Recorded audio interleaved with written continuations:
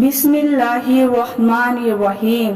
সুপ্রিয় সম্মানিত দর্শক ও শ্রোতা, আশা করি মহান রব্বুল আলামিনের দয়ায় সকলেই ভালো আছেন।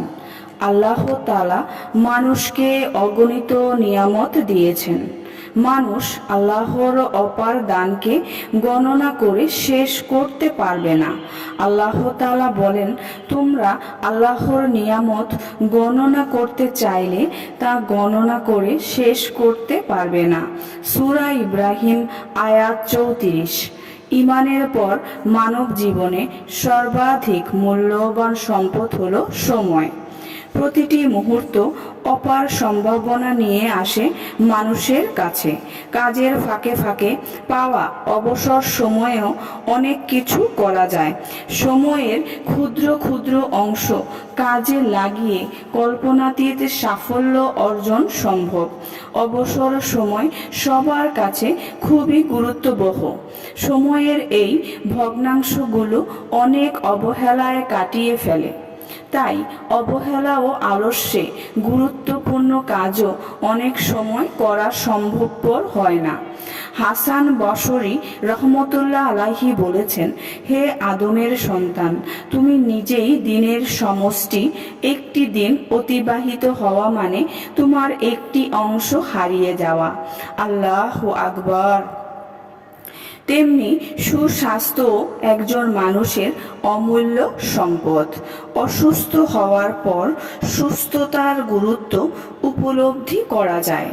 একজন মানুষের সময় ও সুস্বাস্থ্যের প্রতি সর্বাবস্থায় গুরুত্ব আরোপ করা উচিত। কিন্তু বেশিরভাগ মানুষ এ ব্যাপারে খুবই উদাসীন থাকে।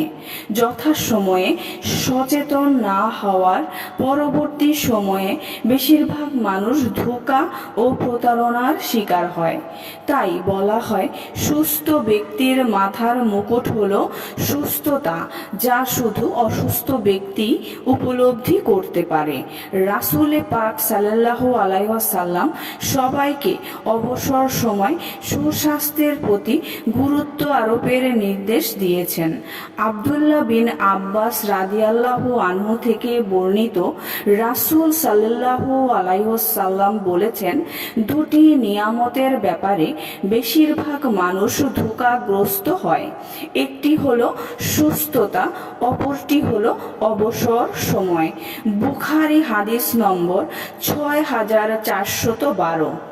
আল্লামা ইবনুল ডাক্তারজি রহমতুল্লাহ আলাইহি বলেন, অনেক সময় মানুষ নানা কর্মে ব্যস্ত থাকায় আখিরাতের কোনো কাজের সময় পায় না। অনেক সময় পেলেও সুস্থ থাকে না। কেউ কেউ সুস্থতা ও সময় পেলেও অলসতায় তা কাটিয়ে দেয়। উপরোক্ত হাদিসে এই ব্যক্তিকেই ধোঁকাগ্রস্ত বলা হয়েছে। বস্তুত দুনিয়া হলো আখিরাতের শস্যক্ষেত্র। এখানকার ব্যবসায় প্রতিদান আখিরাতে থাকবে। তাই সুস্থতা ও সময়কে কাজে লাগিয়ে কেউ আল্লাহর ইবাদতে নিমগ্ন থাকলে সেই প্রকৃত বিচক্ষণ ব্যক্তি। আর আল্লাহর অবাধ্যতায় অবসর সময় কাটালে সে প্রতারিত লোক। এক সময় সে অসুস্থ হয়ে পড়বে, অবসর সময়ও পাবে না। আর বার্ধক্যের করাল ঘাসে তো সবাই এক সময় আক্রান্তই হবে। তখন আর কোনো কিছু করার সামর্থ্য থাকবে না। ইসলামে সময়ের গুরুত্ব অপরিসীম। ইসলামের মৌলিক বিধিবিধান ও ইবাদতগুলো সঠিক সময়ে পালন করা খুবই জরুরি।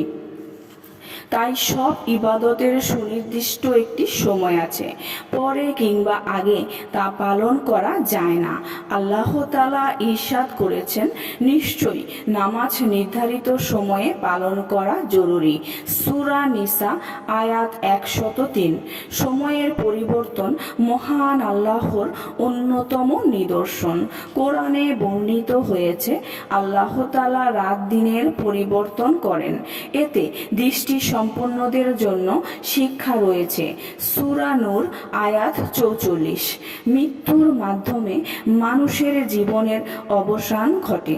মৃত্যুর পর আর কোনো কাজের সামর্থ্য থাকে না। তাই প্রাপ্ত জীবনে কৃতকর্মের প্রতি আস্থাবান না হলে মৃত ব্যক্তির দুশ্চিন্তা থাকে। দুনিয়া ও আখিরাতের উপকারী কোনো কাজেই সর্বদা মগ্ন থাকা চাই। তাই জীবনের প্রতিটি মুহূর্ত কাজে লাগানো উচিত। আব্দুল্লাহ বিন আব্বাস রাদিয়াল্লাহু তাআলা আনহু বলেছেন, আমি ওইসব লোককে অপছন্দ করি যারা দুনিয়ার কোনো কাজে লিপ্ত নয়, আবার আখিরাতের কাজেও নিমগ্ন নয়।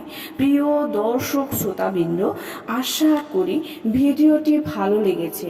ভিডিওটি যদি ভালো লেগে থাকে অবশ্যই চ্যানেলটি সাবস্ক্রাইব করবেন, লাইক করবেন, কমেন্ট করবেন এবং অবশ্যই বেশি বেশি শেয়ার করতে ভুলবেন না। সবাই ভালো থাকবেন। আল্লাহ হাফেজ।